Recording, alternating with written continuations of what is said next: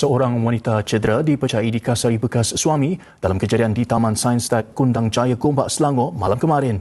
Timbalan Ketua Polis Daerah Gombak, Superintenden Abang Kadiri Abang Wasli berkata, kejadian dipercayai berpunca daripada perselisihan faham melibatkan isu nafkah. Assalamualaikum warahmatullahi wabarakatuh dan salam sejahtera. Hari ini, saya akan membentangkan isu pengabaian nafkah dalam keluarga Islam di Malaysia serta mengaitkannya dengan prinsip maqasid syariah. Secara asasnya, nafkah merupakan kewajipan suami atau bapa untuk menyediakan keperluan asas seperti makanan, tempat tinggal, pendidikan dan kesihatan kepada isteri dan anak-anak.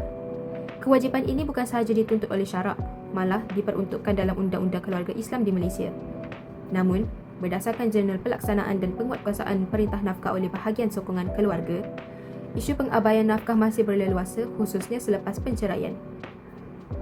Antara masalah utama yang dikenal pasti ialah kelemahan penguatkuasaan undang-undang, sikap bekas suami yang culas, serta kelewatan dalam pelaksanaan perintah mahkamah syariah. Akibatnya, ramai ibu tunggal dan anak-anak terpaksa menanggung beban kewangan tanpa sokongan yang sepatutnya. Jika dilihat dari sudut maqasid syariah, pengabaian nafkah jelas bercanggah dengan objektif utama syariah. Pertama, ia menjejaskan hifz al-nafsu, iaitu penjagaan nyawa dan kesejahteraan hidup apabila keperluan asas keluarga tidak dipenuhi. Kedua, ia melanggar hifz al-naslu, iaitu penjagaan keturunan kerana anak-anak yang terabai berisiko mengalami masalah pendidikan, kesihatan dan sosial. Ketiga, pengabaian nafkah turut menjejaskan hifz al-mal, iaitu penjagaan harta, apabila pihak yang teraniaya terpaksa berhutang atau bergantung sepenuhnya kepada bantuan luar. Oleh itu, isu pengabaian nafkah bukan sekadar isu individu, tetapi merupakan isu keadilan sosial dalam Islam. Penguatkuasaan yang lebih tegas, peranan aktif bahagian sokongan keluarga serta kesedaran masyarakat amat penting bagi memastikan hak wanita dan anak-anak dilindungi. Seterusnya, isu yang ingin saya kongsikan ialah kesedaran nafkah dalam kalangan mahasiswa. Isu ini masih lagi menjadi cabaran dalam masyarakat hari ini. Kenapa?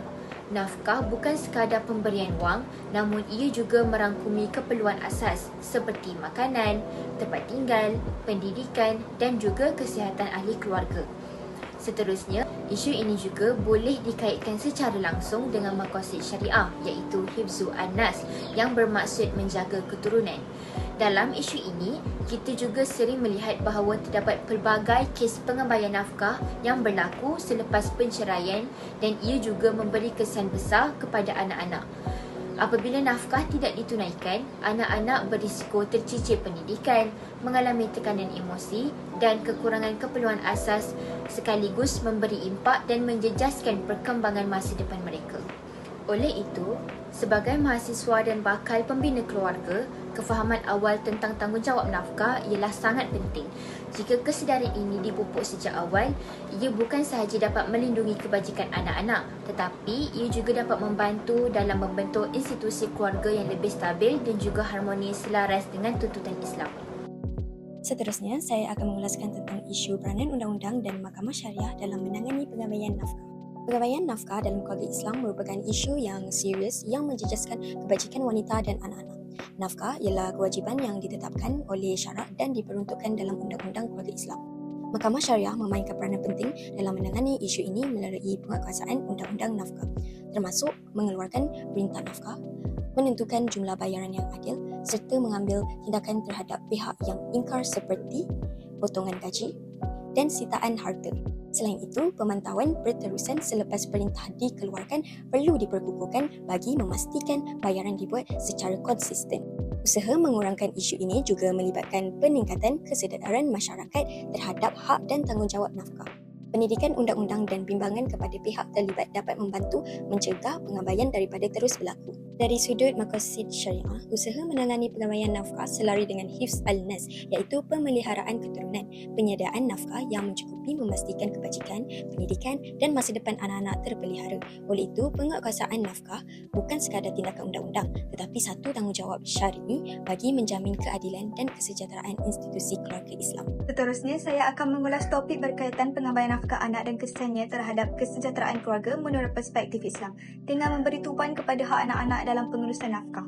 Perbincangan ini selaras dengan prinsip maqasid syariah khususnya hifzul al-nas, hifzul al-mal yang menekankan pemeliharaan keturunan serta serta kestabilan ekonomi keluarga. Dalam Islam, anak-anak merupakan amanah daripada Allah Subhanahu Wa Taala dan mempunyai hak untuk menerima nafkah daripada ibu bapa. Nafkah merangkumi keperluan asas seperti makanan, pakaian dan tempat tinggal serta penjagaan fizikal dan moral. Pemenuhan nafkah yang konsisten penting bagi memastikan kesejahteraan anak dan kestabilan ekonomi keluarga. Sebaliknya, pengabaian nafkah anak boleh menjejaskan pengurusan kewangan keluarga dan menimbulkan tekanan ekonomi serta emosi. Anak yang terabai berisiko menghadapi masalah dalam pendidikan dan penjagaan sekaligus menjejaskan keharmonian keluarga. Selain ibu bapa, peranan masyarakat dan institusi juga penting dalam meningkatkan kesedaran serta penguatkuasaan bagi memastikan hak anak dipenuhi. Sebagai kesimpulan, pengabaian nafkah anak bukan sahaja melanggar tanggungjawab syariah, malah memberi kesan negatif terhadap kestabilan keluarga. Oleh itu, pemenuhan nafkah perlu diberi perhatian serius demi kesejahteraan anak dan keluarga. Sekian itu sahaja daripada saya. Dalam Islam, tanggungjawab nafkah telah diberitahu dengan jelas melalui dalil Al-Quran iaitu surah At-Talaq ayat 7. Allah Subhanahu Wa Taala berfirman bahawa seseorang hendaklah memberi nafkah mengikut kemampuan masing-masing dan Allah tidak membebankan seseorang melebihi apa yang dikurniakan kepadanya. Daripada ayat ini, ia menunjukkan bahawa nafkah adalah kewajipan yang adil dan realistik, bukan alasan untuk diabaikan. Tetapi realitinya, isu pengabaian nafkah masih berlaku, terutamanya selepas penceraian. Dan berdasarkan kajian, terdapat wanita yang mengetahui hak mereka terhadap nafkah tetapi tidak berani untuk menuntut, berpunca daripada tekanan emosi, rasa takut atau kurangnya pengetahuan tentang prosedur tuntutan. Akibatnya, anak-anaklah yang menjadi pihak yang paling terkesan dari segi kebajikan, pendidikan dan juga emosi. Jadi daripada keadaan ini, ia membuktikan bahawa kefahaman terhadap nafkah bukan sekadar pengetahuan agama, tetapi ia perlu diterjemahkan dalam amalan seharian sebagai seorang manusia. Oleh itu, pendedahan awal kepada mahasiswa sangat penting agar tanggungjawab nafkah dapat ditunaikan dengan betul dan adil dalam sesebuah keluarga. Seterusnya, saya akan mengulaskan tentang cabaran dalam pentadsiran dan pengurusan nafkah. Antara cabaran utama dalam pengurusan nafkah ialah penentuan jumlah nafkah yang munasabah kerana prinsip nafkah dalam Islam tidak bersifat statik dan perlu mengambil kira keperluan sebenar keluarga, kemampuan suami serta uruf setempat. Perubahan kos sara hidup semasa menjadikan penilaian nafkah lebih kompleks dan memerlukan pertimbangan yang teliti agar tidak menzalimi mana-mana pihak. Selain itu, penentuan kadar bagi keperluan bukan asas turut menjadi cabaran kerana ia memerlukan pembuktian yang jelas daripada plaintiff. Proses ini sering mengambil masa yang panjang, terutamanya dalam tuntutan nafkah kebelakangan yang melibatkan tempoh bertahun-tahun sekaligus menyukarkan pengiraan amaun sebenar. Cabaran seterusnya ialah kekurangan dokumentasi dan bukti sokongan daripada plaintiff, khususnya bagi mereka yang hadir tanpa pengguam. Kekurangan pengetahuan mengenai prosedur mahkamah menyebabkan tuntutan menjadi lemah dan menjejaskan kelancaran perbicaraan. Saya akan meneruskan dengan cadangan penyelesaian berkaitan pengurusan nafkah menurut perspektif Islam. Dalam Islam, nafkah tidak ditentukan secara statik, sebaliknya dinilai berdasarkan keperluan sebenar keluarga, kemampuan suami dan uruf setempat. Nafkah yang mencukupi dan selari dengan kos sehari hidup semasa penting bagi memelihara hak isteri dan anak-anak serta memastikan keadilan dalam pengurusan kewangan keluarga.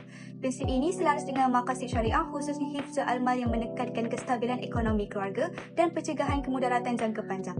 Bagi mengatasi cabaran-cabaran itu, beberapa cadangan penyelesaian boleh dilaksanakan, antaranya penyediaan garis panduan standard kos keperluan asas mengikut kawasan dan kos sehari hidup semasa serta pengandalan sistem dokumentasi wajib bagi menilai keperluan bukan asas. Penggunaan teknologi seperti kalkulator nafkah bersepadu juga dapat membantu pengiraan tuntutan nafkah kebelakangan secara lebih sistematik dan telus. Sebagai kesimpulan, pengurusan nafkah yang adil dan berasaskan prinsip syariah merupakan elemen penting dalam menjamin kesejahteraan institusi keluarga. Penekanan terhadap maqasid syariah, kejelasan dokumentasi dan penguatkuasaan yang berkesan bukan sahaja memenuhi tuntutan hukum, malah menyokong kestabilan ekonomi keluarga dalam jangka masa panjang.